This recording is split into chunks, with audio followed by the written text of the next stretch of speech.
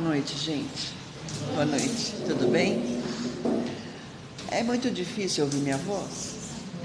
É, né? Eu acho que é. Puxa para cima. Pronto. Oi, boa noite. Tudo bem? Agora ficou melhor, né? É que eu não consigo falar muito alto mesmo. Eu tive uma aprovação de Deus boa, eu tive câncer na tireoide e uma das minhas cordas vocais ficou paralisada. Então, minha altura de voz é essa aqui, não consigo falar mais alto. Quando eu vou tentar gritar com a minha cachorra, ela olha para minha cara assim, que tonta que ela é, né? Porque eu não consigo gritar. Mas tudo bem. Eu vou me apresentar para vocês, meu nome é Arlete Ajudarte, né? Sugestivo, mas eu tento ajudar o tanto que eu posso, tá? Eu frequento o Centro Espírita Amor e Caridade há 28 anos que eu frequento lá. Há 2 anos eu comecei a fazer palestra lá. E aí uma pessoa ouve, outra ouve, um vai falando para o outro e aí a gente começa a ser convidados a fazer palestra em outros lugares, né?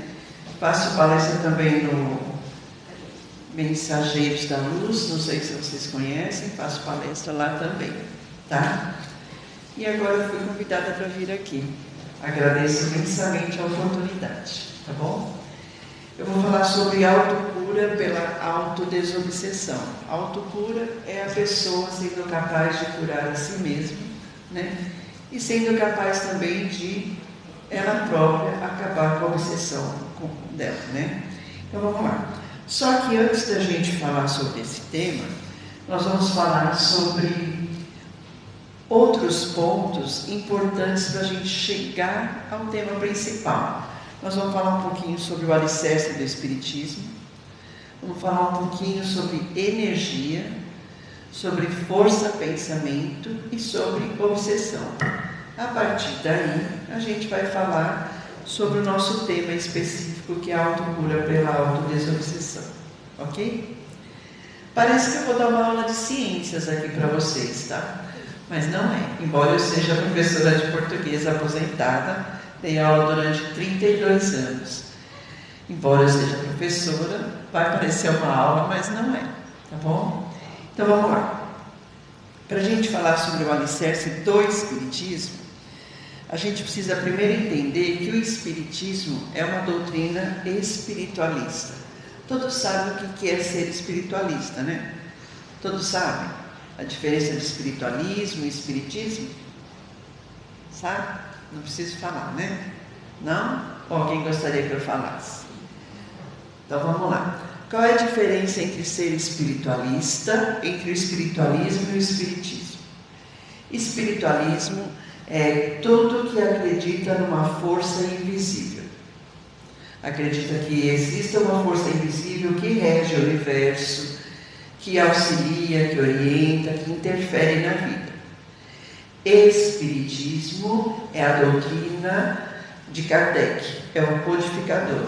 Então, nem todo espiritualista é espírita, mas todo espírita é espiritualista. Porque todo espírita acredita nessa força invisível, né? Que existe uma força mais poderosa do que nós. Espiritualista é contrário de materialista. Então, por exemplo, budismo. Quem é budista é espiritualista, mas ele é espírita? Não, porque ele não segue os preceitos de Kardec. Certo? Entenderam a diferença? Ok. Então vamos lá. O Espiritismo é uma doutrina alicerçada em 3 forças espirituais. Está falhando. E agora? Tá bom? O Espiritismo é alicerçado num triângulo de forças espirituais. Que triângulo que é esse daí? Tudo que o Espiritismo explica, ele explica por meio da ciência, da filosofia e da religião. Então, ele se baseia nessas 3 forças espirituais. Por que o Espiritismo utiliza essas 3 forças para explicar? Primeiro porque a filosofia... Não está indo por quê? Agora foi. Primeiro porque a ciência e a filosofia é esse campo de investigações humanas, mas somente ligado à inteligência, certo? Então, somente de natureza intelectual. Lógico que visa o aperfeiçoamento, mas somente ligado à parte intelectual. E o que é a religião? A religião é o elo divino dessas forças. É a religião que vai restaurar o Evangelho para unir essas três forças e promover a renovação espiritual do homem. Então, por isso que tudo que o Espiritismo explica é baseado na ciência, na filosofia e na religião, alicerçado nessas três forças espirituais, ok? Beleza. Então, agora que nós entendemos um pouquinho sobre em que o Espiritismo se baseia, a gente vai falar um pouquinho de energia. E aí é que vai parecer que eu vou dar aula de física.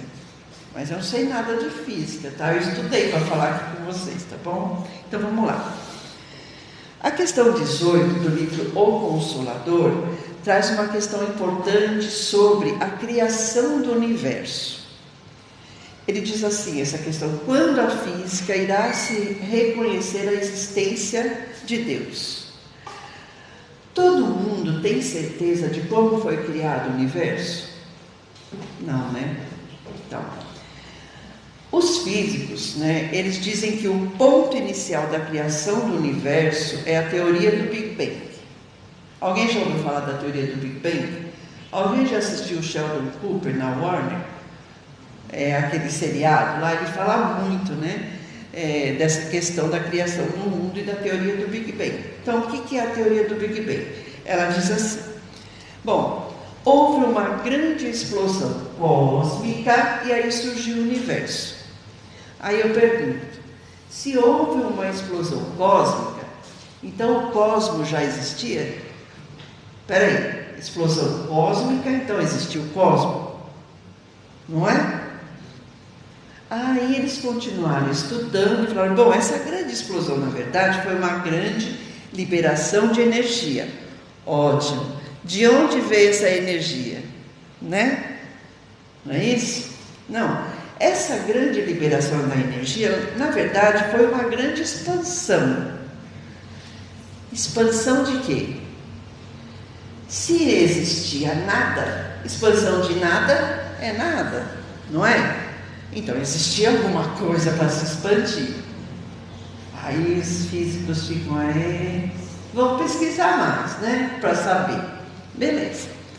Bom, para os físicos, a partir dessa grande explosão, dessa liberação de energia, né? Dessa expansão, os planetas começaram a se movimentar e começou o movimento do universo, certo?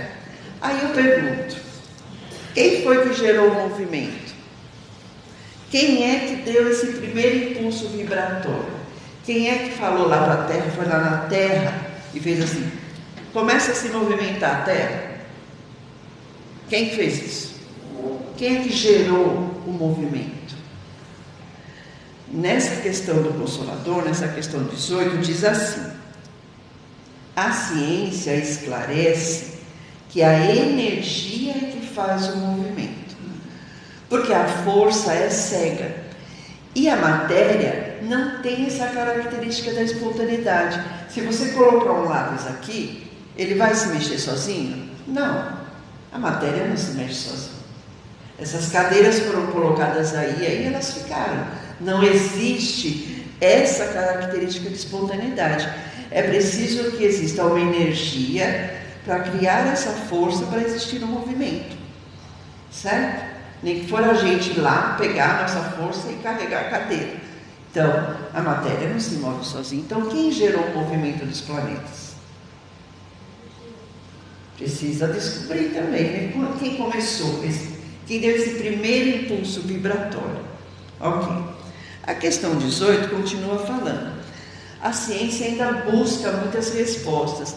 E ela está buscando essas respostas nesse mundo infinitamente pequeno. E aí eu vou falar mais outro assunto que o Sheldon Cooper falava muito lá na série, que é sobre teoria das cordas. Alguém já ouviu falar da teoria das cordas? Teoria das cordas é o seguinte, olha o desenho lá. Então existe a matéria, né? Toda matéria é formada por moléculas. Cada molécula é formada por átomos. O átomo, há algum tempo atrás, foi considerado a menor partícula do universo. Ele era considerado a menor partícula do universo. Só que os físicos e químicos continuaram estudando, aí eles descobriram que o átomo era formado por um núcleo. Dentro desse núcleo tinha nêutron e tinha próton. E em roda deles os elétrons, é a camada positiva e negativa, certo? Agora, eles chegaram no ponto de que dentro do nêutron, que fica dentro do núcleo, que fica dentro do átomo, que fica dentro da molécula que compõe a matéria, é formado pelos quarks.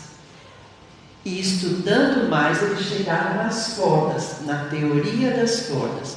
E o que são essas cordas? Eles disseram que essas cordas são pequenos filamentos de energia. São pequenos filamentos de energia semelhantes a cordas vibrantes, e que essas cordas ficam vibrando em padrões diferentes, em frequências diferentes. E é esta vibração desses filamentos de energia que começam a produzir essas diferentes partículas que compõem o nosso mundo. Então é nesse mundo pequenininho que começou o universo, nesses filamentos de energia, certo? Ok. Até aqui tudo bem? Tudo bem? Então vamos lá. Aí a questão 18 ainda fala assim para a gente, ela vem responder assim para a gente. Só na inteligência divina é que nós vamos encontrar a origem de toda a coordenação e de todo o equilíbrio. Porque vai estar chegando um momento em que o homem vai se render à lógica de Deus. A física da Terra vai se render à lógica de Deus. A física, a ciência vai começar a entender, peraí, tem alguma coisa aí que não dá para explicar ainda. Ainda falta um pontinho. Eles estão chegando lá? Então, em 1960, esse cara aí, o Peter Higgs, ele começou a estudar essa questão de energia. Aí ele dizia assim, no início não existia massa, não existia matéria. A única coisa que existia eram partículas subatômicas se movendo à velocidade da luz. Beleza. Essas partículas de energia, essas partículas subatômicas se moviam à velocidade da luz. E o que aconteceu? Essas partículas começaram a interagir umas com as outras e pelo resfriamento elas começaram a produzir a massa. Então, essas partículas de energia começaram a interagir uma com a outra, houve o resfriamento e aí surgiu a matéria, a massa. Foi assim que o mundo começou, por essas partículas subatômicas, partículas de energia ou por esses filamentos que atualmente os cientistas chamam de cordas, certo? Esse estudo essa partícula foi batizada como partícula de Higgs. Em 1993, esse físico chamado Leon Lederman começou a estudar o Higgs e todo o estudo do Higgs. Só que ele chegou nesse acelerador de partículas. Quando ele chegou nisso, ele escreveu um livro sobre o Higgs. E aí ele precisava dar um nome para esse livro e um nome para essa partícula. Sabe qual foi o nome que ele deu para o livro? Partícula de Deus. Então, os cientistas, os físicos, químicos, todos esses teóricos estão chegando nessa questão de se render à lógica de Deus. De que existe uma energia, essa força invisível, que conduz tudo. Que foi quem começou com a criação do universo, certo? E por que eu estou falando sobre tudo isso? Para falar então que tudo é energia. Tudo na nossa vida é energia, seja espiritual ou seja material. Tudo é energia. Então, A energia é composta por moléculas que ficam girando e vibrando em velocidades diferentes, certo? Qual é a diferença, então, do mundo espiritual para o mundo material? No mundo material, essas moléculas, essa energia, né, essas cordas, vamos dizer assim, elas vibram numa velocidade mais baixa. Por isso que aqui é tudo mais pesado, mais denso, para a gente poder ficar aqui na Terra. Porque se a gente tivesse partículas que girassem numa velocidade maior, nós ficaríamos flutuando aqui. Não é isso que acontece quando eles vão para o espaço? Não muda, né? O peso das partículas muda lá, né? É a mesma coisa aqui. No mundo físico, essas moléculas giram ou vibram numa velocidade mais baixa, mais densa, e tudo aqui é mais pesado. No mundo espiritual, as moléculas giram e vibram muito rapidamente. Por isso tudo lá é mais livre.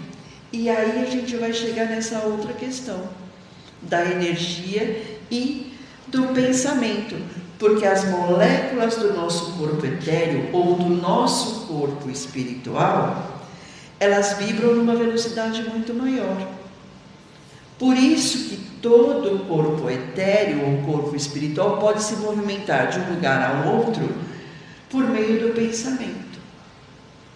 Por isso que o nosso pensamento é a nossa conexão com o mundo espiritual, porque as moléculas do nosso pensamento, essas moléculas de energia, vibram e giram na mesma velocidade ou na mesma frequência do mundo espiritual.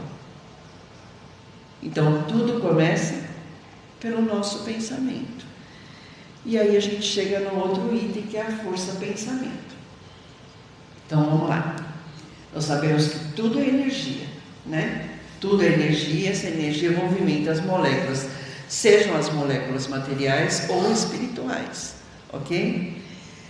E é pela força pensamento que tudo acontece. Então, em relação à força pensamento, o livro Obsessão e Desobsessão, da Sueli Caldas, traz uns esclarecimentos importantes. Ela diz assim, ó: há uma simples vibração do nosso ser, há um simples pensamento emitido, por mais secreto que ele pareça para nós encarnados, a gente vai mostrar de imediato qual que é a faixa vibratória que a gente está.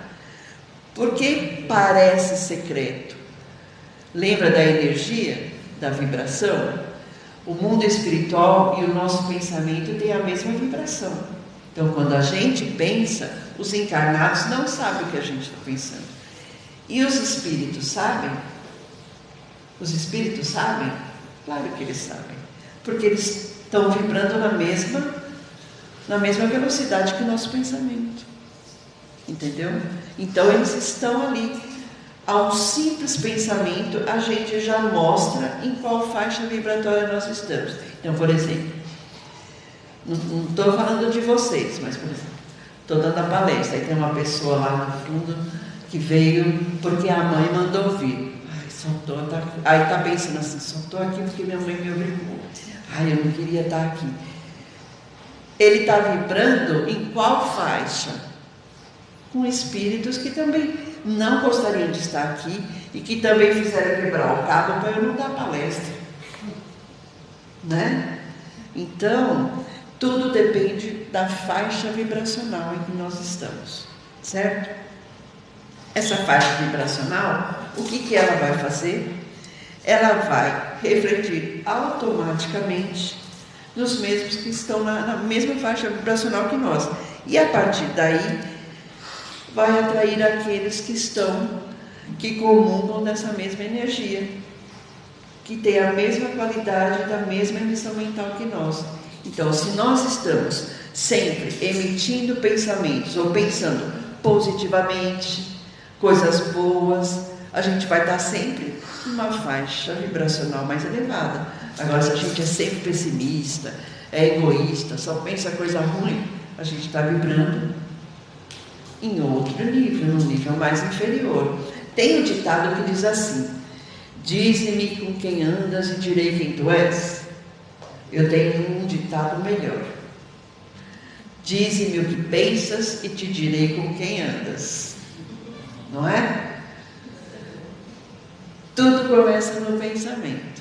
Se você começa a pensar, nada dá certo para mim, tudo está errado, eu sou muito infeliz mesmo, aí tudo começa a dar errado, né? Se você levanta de manhã já com o pensamento elevado, né?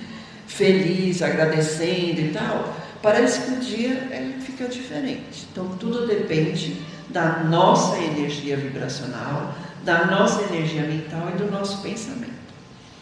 O Livro dos Espíritos traz algumas explicações sobre isso também, sobre o pensamento. Ele diz assim, ó, na pergunta 459, diz assim: os espíritos influem sobre os nossos pensamentos e sobre nossas ações, porque toda a ação começa no pensamento. Você, vou fazer tal coisa, aí você faz.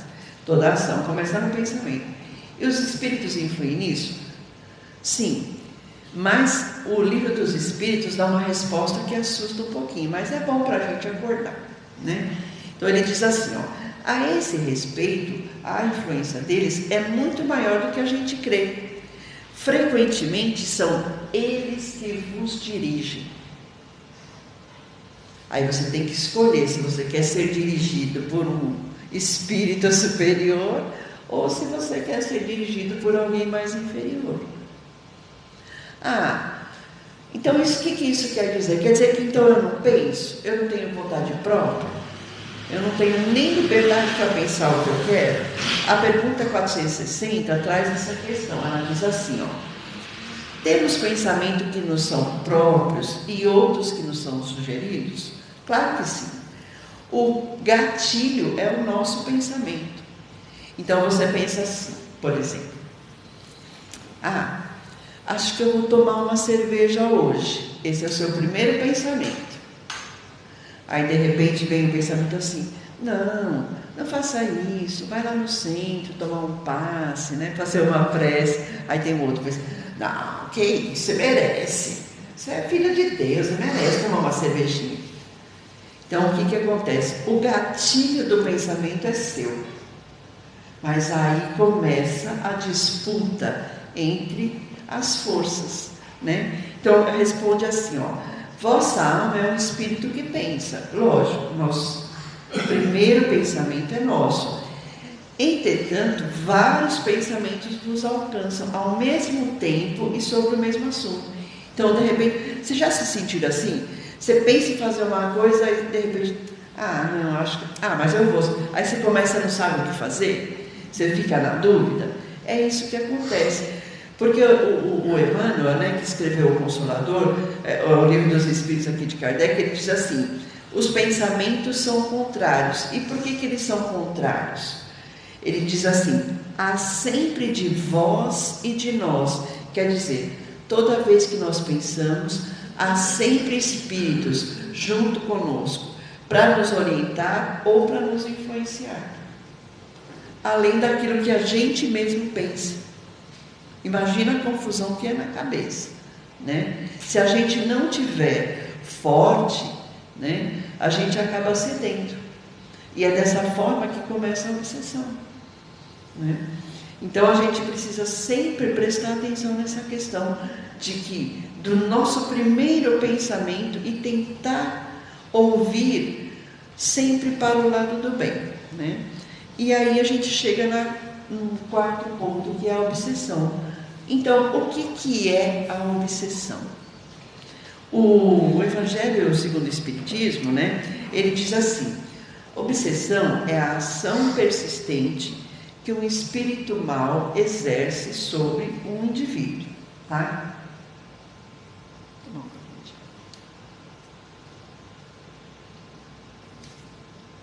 Essa palavra mal aí, eu coloquei entre parênteses, porque vocês sabem que a obra de Kardec foi escrita há mais de 200 anos, né? Foi em 1800 que Kardec escreveu a obra dele. Então, quando ele escreveu essa obra, o que se sabia é que todo espírito obsessor era um espírito mau.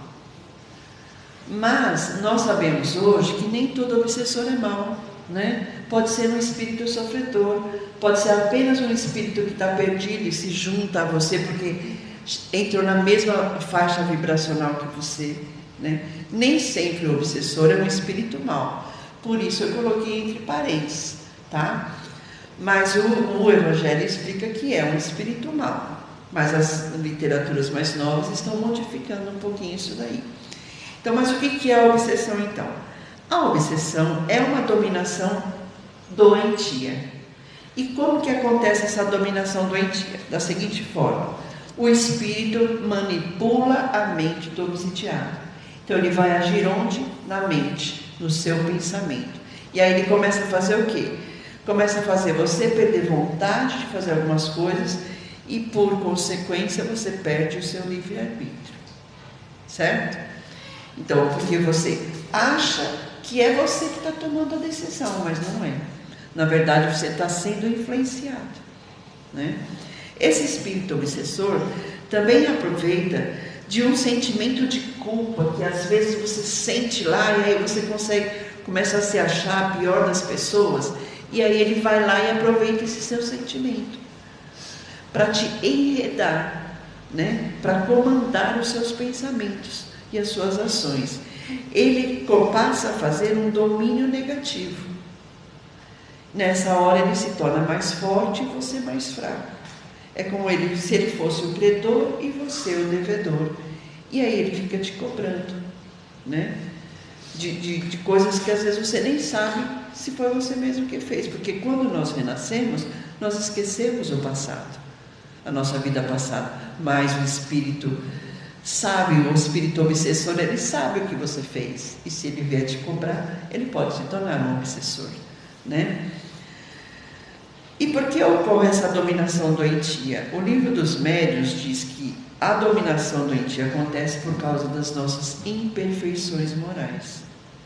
São elas que abrem as portas para a ação dos espíritos obsessores, por causa das nossas imperfeições morais. Então, para o espiritismo, a obsessão ocorre por causa das imperfeições morais.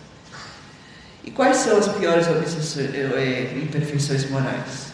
Orgulho, vaidade, inveja, né? Que quando a gente começa a achar que o outro tem mais que a gente começa a ter aqueles pensamentos ruins, aí a gente começa a abrir a porta para os obsessores, né? A Sueli Caldas ainda explica o seguinte, ela diz assim: o que é a obsessão? A obsessão é o pensamento a transitar, né, nas faixas inferiores. Então imagina assim, vou fazer uma comparação para vocês, fazer uma analogia aqui.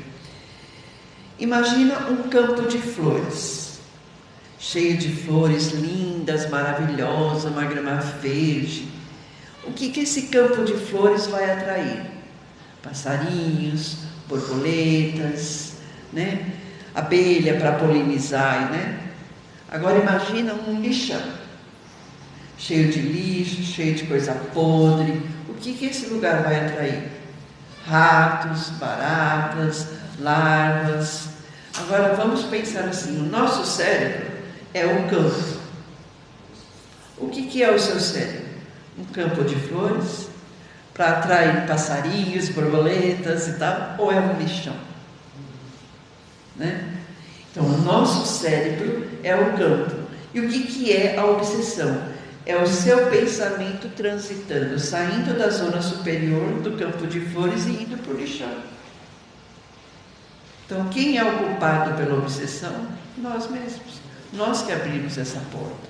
E o que é a desobsessão? A Sueli Caldas diz que é a mudança de direção do nosso pensamento. E isso só acontece quando nós escolhemos fazer isso. Somos nós que temos que escolher fazer isso. Mudar a direção do nosso pensamento para pensamentos mais nobres, pensamentos mais positivos, mudar a frequência. É como um rádio. Você pega um rádio, aí você quer ouvir uma música. Aí você liga lá e fica... Está bem sintonizado? Não. Aí você procura uma frequência mais elevada, uma frequência melhor, para você poder ouvir uma música. A mesma coisa é a desobsessão. É você entrar numa frequência mais elevada. Certo? Isso é uma questão de quê? De escolha. Quando você vai lá no rádio, você não vai escolher a música? É uma questão de escolha. E depende do quê? Depende da maior potencialidade do ser humano, que é a vontade. Basta ter vontade. Basta querer. Ah, mas eu não consigo. Consegue.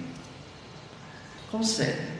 Se você persistir, perseverar, você consegue mudar, né?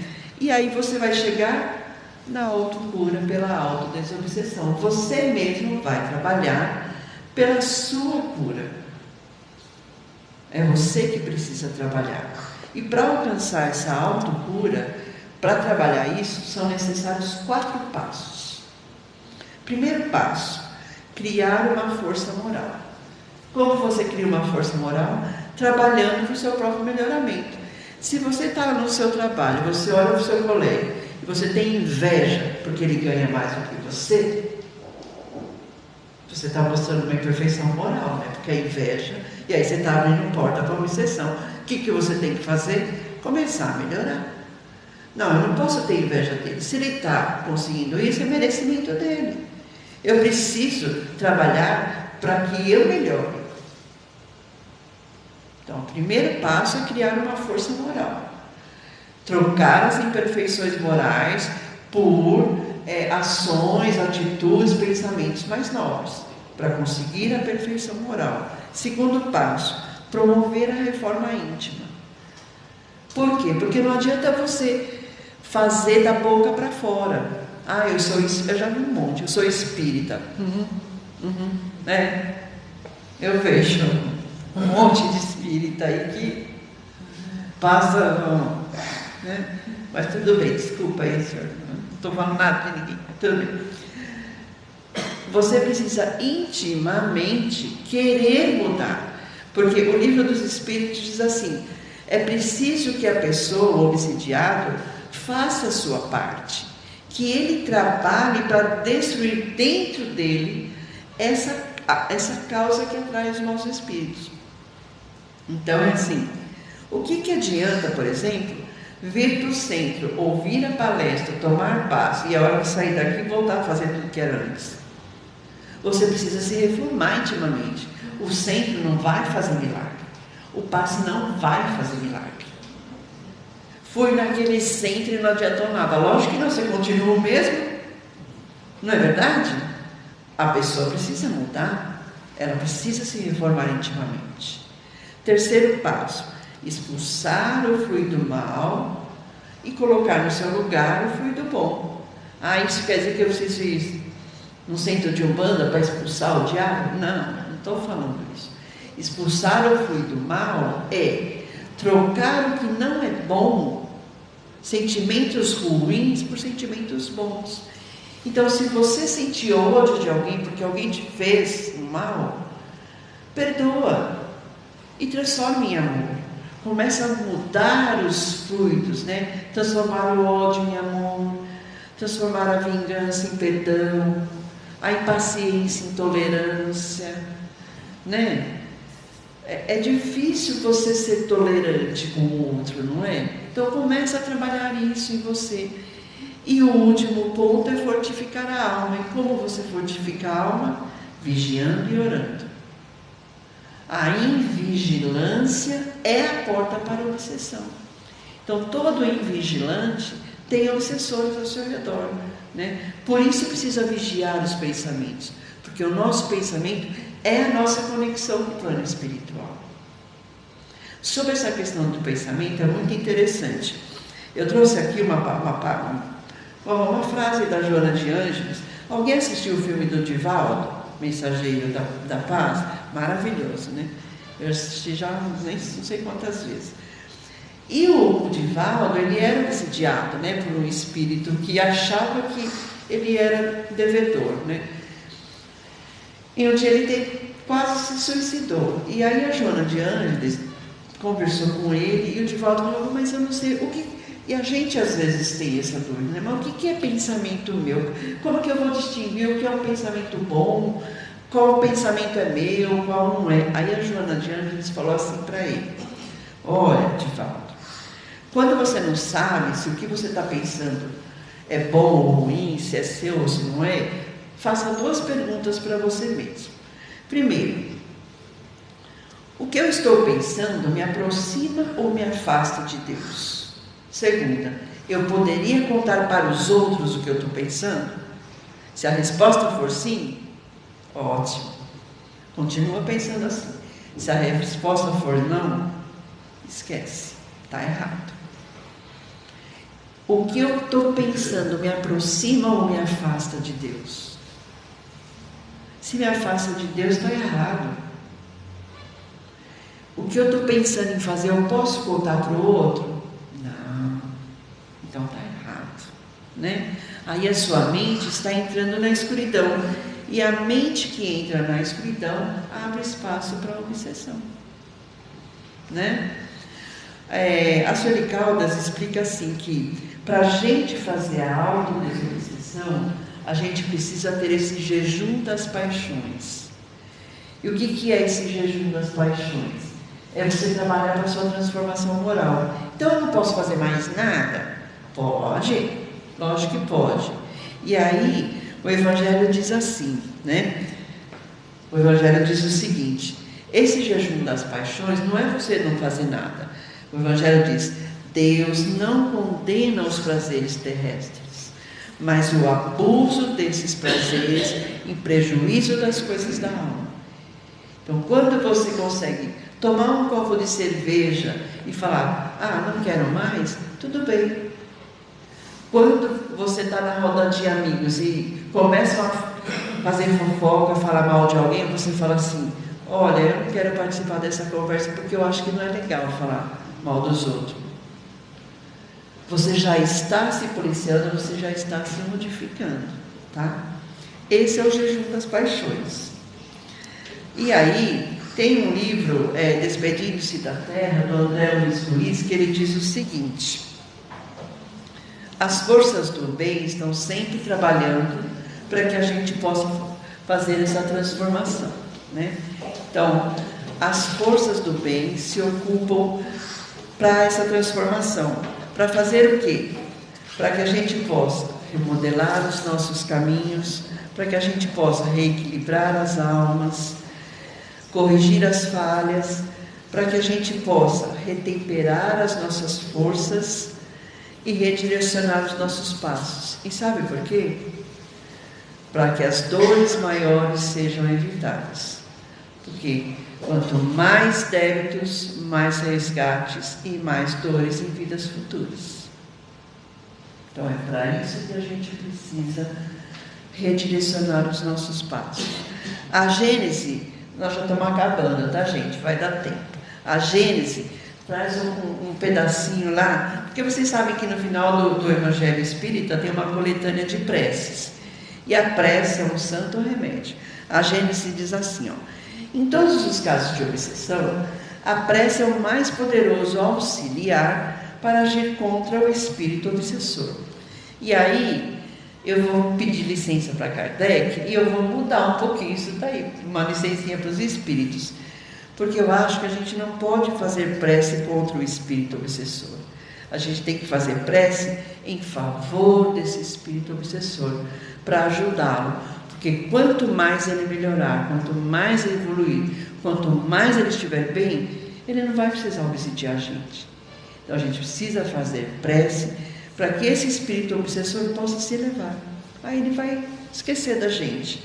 A Sueli Caldas também diz o seguinte, que os obsessores não são totalmente maus, eles são doentes da alma. Eles são doentes, né? E quem possui conhecimento espírita, e aí eles estão falando com a gente, precisa exercitar o perdão e o amor pelos seus inimigos. Lá no final do livro tem oração pelos inimigos, pelos obsessores, por espíritos endurecidos, né? Porque uma das formas de exercitar o perdão é fazendo prece para ajudar esses nossos inimigos ou os nossos obsessores. Então, é por meio da prece que a gente vai transformar o ódio em amor. E aí vai ser a nossa cura. Quando nós conseguirmos transformar esse ódio em amor, né? Esse amor que anula tudo que é mal e que transforma sempre para o bem. Sem esquecer que nosso pensamento é a nossa conexão com o mundo espiritual. E a prece é a nossa comunicação com o mundo maior. É a nossa frequência com o campo de flores. Tá bom, gente? Agradeço imensamente a oportunidade. Muito, muito obrigada por me deixar estar aqui falando com vocês. Tá? Muito obrigada.